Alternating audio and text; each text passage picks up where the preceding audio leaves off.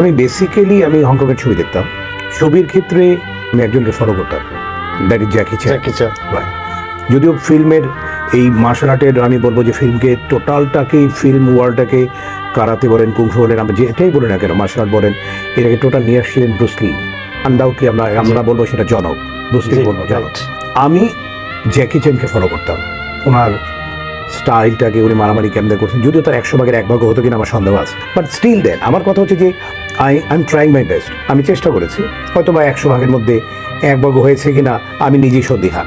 ওনার একটা জিনিস চমৎকারভাবে ফলো করতাম যে উনি কখনো he never used any dummy. আমি ওই একটা ফলো, আচ্ছা উনি পারলে, আমি যেহেতু ওনাকে ফলো করি, আচ্ছা আমি কখনো ড্যামি ইউজ করবো না। এবং আমি যা যা করেছি আমি আমার ফিল্ম ক্যারিয়ারে, আমি কখনো ড্যামি ইউজ করিনি। এটা কিন্তু ওইটা একজনকে ফলো করে, দ্যাট ইজ অনলি জ্যাকি চ্যান। উনি এই ছবি করতে যে উনি মিনিমাম 8-10 বার মৃত্যুর মুখ থেকে ফিরে আসছেন। আমিও প্রায় 8-10 বার মৃত্যুর মুখ থেকে ফেরত আসছি।